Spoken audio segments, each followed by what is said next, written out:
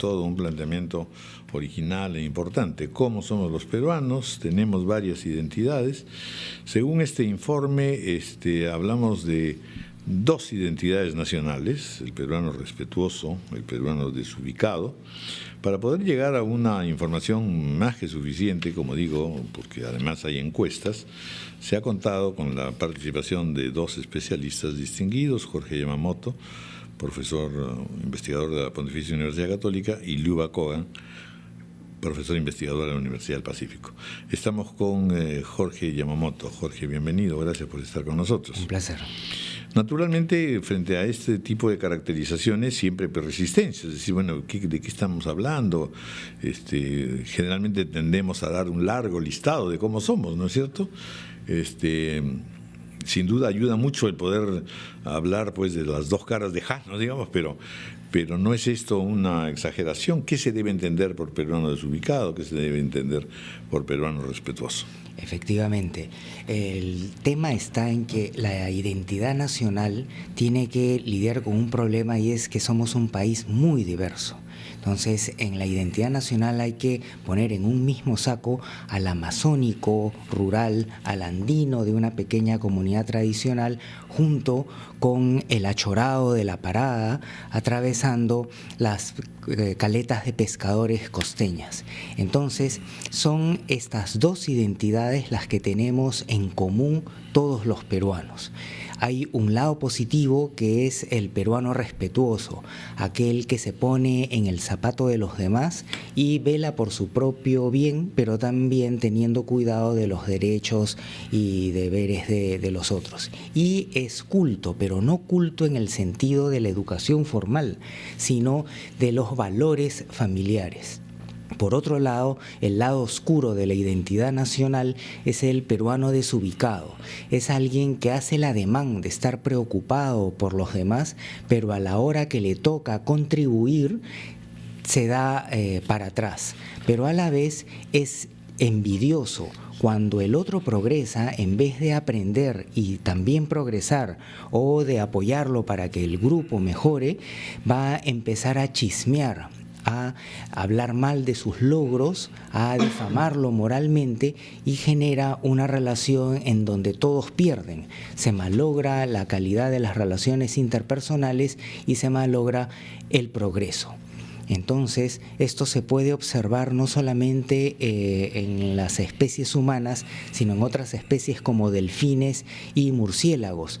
Los delfines y murciélagos que tienen más cooperación, que sería la contraparte del respetuoso, crecen más, son más fuertes ante los depredadores, mientras que los desubicados, los que tienen estafadores, engañadores, que hacen el ademán de cooperar pero no ponen el hombro, son las sociedades que se van reduciendo. Hay un elemento, Jorge, que me preocupa, pero que figura acá en este gráfico que se nos ha alcanzado a propósito de este estudio, las dos caras del peruano, ¿no? Para el lado desubicado, en el que está el envidioso, el egoísta, el chismoso, un factor que se desprende y que figura bajito, pero está ahí, dice: vive en Lima. El peruano respetuoso, culto, y nos explicabas tú que culto, más que culto, era una persona con principios y valores, vive en provincias y tiene menor nivel educativo en el sentido de estudios universitarios, maestrías.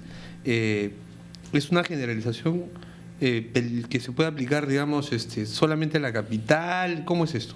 Sí, es un dato aparentemente sorprendente, sí, pero coincide con estudios que hemos hecho en la Universidad Católica de manera previa.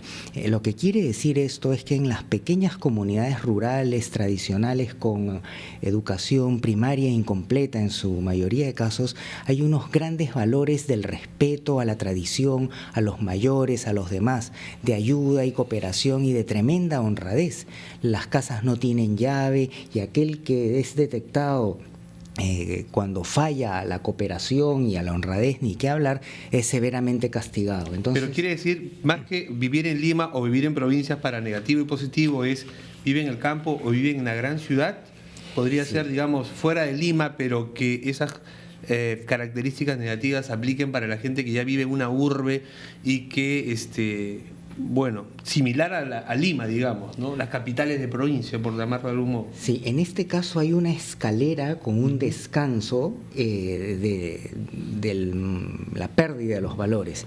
La primera es la comparación de las sociedades rurales con las urbanas, ¿no? Que es lo que acabamos de discutir. Pero este estudio, que ha sido con una muestra muy grande y a nivel nacional, indica que aún en las grandes ciudades, en provincias, estos valores persisten más comparadas con las grandes ciudades, particularmente con Lima.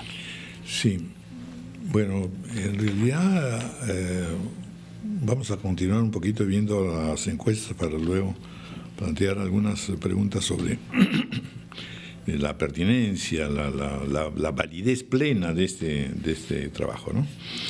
En busca de la identidad peruana, y ahí entran las estadísticas, que dicen más del 80% de peruanos se ven como chismosos, trabajadores y vivos y criollos, según la última encuesta, ¿no? Naturalmente, cuando uno hace estas calificaciones, imagina que son los otros, no uno mismo. Uno mismo no va a decir yo soy chismoso, soy trabajador, ¿no? O soy egoísta. A ver, explíqueme eso, por favor. En los estudios de identidad se hacen... Y además después eso se divide efectivamente por zonas, por regiones. Entonces ahí ya la cosa es mucho más complicada porque realmente... es una generalización, vaya a decir los arequipeños son así, asá, no me queda muy claro. Sí, el estudio de la identidad tiene dos caras. Cuando uno le pregunta a una persona cómo somos los peruanos, suelen salir características positivas. Pero cuando se le pregunta cómo son los peruanos, se terceriza el tema y empiezan a salir las características negativas. Eso demuestra porque estamos entre nosotros mismos y somos hipócritas entre nosotros mismos, como eso es humano, digamos. Eso es humano, ¿no? Pero creo que de acuerdo a los estudios encontramos que los peruanos exageramos un tanto esa característica. Bueno, ahí universal. entran dos cosas que eran las que yo quería hacer referencia. Hay el famoso libro de Octavio Paz, ¿no es cierto?, El laberinto de la soledad, y otro, un libro clásico para referirse al mundo hispánico, España invertebrada. O sea, uno podría decir que en casi todas las culturas y en todos los países vamos a encontrar este tipo de singularidades regionales, por un lado. Esta diferenciación entre ciudad y ruralidad es tan antigua como estas dos existencias, ¿no es cierto? ¿Qué hace que podamos decir que esto es solamente, o no lo es, rasgos, estos son solamente rasgos de los peruanos? Sí, el estudio lo que encuentra es una cara en donde hay características humanas e incluso compartidas con otras especies, como señalábamos los delfines, los murciélagos, los bonobos, etcétera.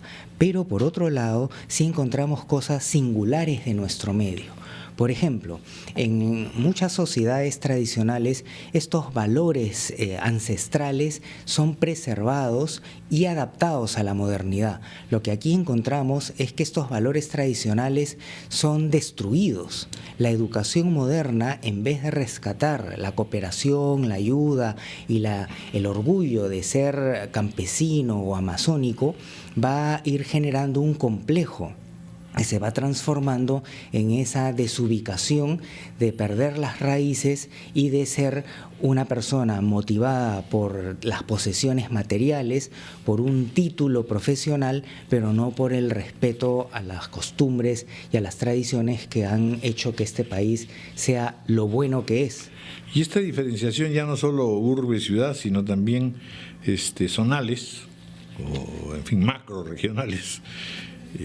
A ver, ¿cómo se sustenta? Costa Sur, Costa Sierra, Oriente, Centro, Norte. Sí, por ejemplo, los de Lima son chismosos, vivos, criollos, hipócritas. Se llevan todas las malas, digamos. Había un dicho de provincia que decía, tú te crees vivo de Lima. Vivo de Lima. Eso ilustra perfectamente eso, sí. Hay la famosa vieja referencia, digamos, Cusco me creía, Arequipa me enseña y Lima me da la politiquilla. Así que no sé, pues pero eso es un fenómeno, hasta donde yo recuerdo, la verdad, casi universal.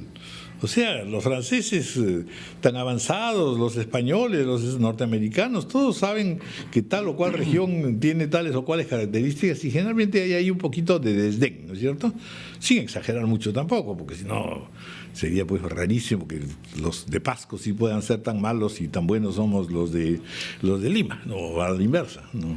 De acuerdo, el clasificar por regiones la identidad de una nación no es algo único del Perú, pero el identificar las diferencias regionales nos ayuda a conocernos mejor y a mejorar.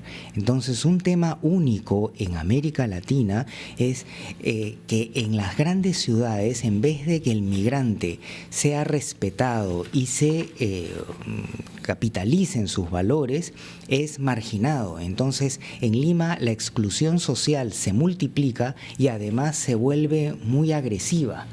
Eso que genera un contraataque, digamos, de una cultura combi chichua chorada y va generando una sociedad envidiosa y chismosa. En contraste, en las provincias y en las comunidades rurales se da una menor exclusión y de manera menos violenta, y esa es una de las raíces de los grandes problemas que tenemos. Ahora, también un tema importante que resalta este estudio es que en una sociedad bien organizada, los respetuosos son los líderes, los políticos y los dirigentes empresariales, etcétera. Pero lo que está sugiriendo este estudio es que la identidad del político es la del gran desubicado. De tal manera que tenemos gente que aparenta estar preocupado por el país, pero solo tiene intereses personales. De modo que en vez de partidos políticos tenemos bandas políticas. Así es, eso explica en verdad el hecho que la ciudadanía no confía ni cree en los políticos ni en los partidos políticos.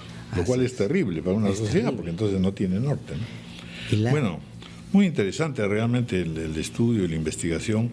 Hay que continuarlo porque después viene la clásica pregunta: ¿qué cosa hacer para ir modificando este tipo de pautas que son dramáticas, pero que cubren sin duda todo un largo lapso de vida, tanto virreinal cuanto republicano? Así es. Y un tema central es que hay un dicho que dice que cada país tiene el político que se merece. Y si vemos las noticias de todas las denuncias que tienen los candidatos, entonces los peruanos definitivamente nos merecemos algo mejor. El punto es qué hacer, como bien se ha señalado. Y aquí hay un sistema, hay estudios en donde se encuentra que el punto clave es la detección de los engañadores. Entonces las sociedades tienen mecanismos para identificarlos, en donde interviene la justicia, interviene la prensa y la opinión pública. Y ese es el punto clave, que la ciudadanía, los medios de comunicación y la institucionalidad debe reforzar los mecanismos para detectarlos y evitar que estén dirigiendo este país y generando un sistema que fomenta los desubicados y castiga a los respetuosos. Muy bien, bueno, pues muchas gracias, doctor Jorge Yamamoto. Muy interesantes sus alcances y sobre todo la contribución a este informe, a esta investigación que tanto va a dar que hablar en realidad, porque hay varias cosas aquí implicadas y será muy interesante saber también la opinión del público, en fin, cómo son recibidas las cosas. Muchas gracias. Un placer, gracias a usted.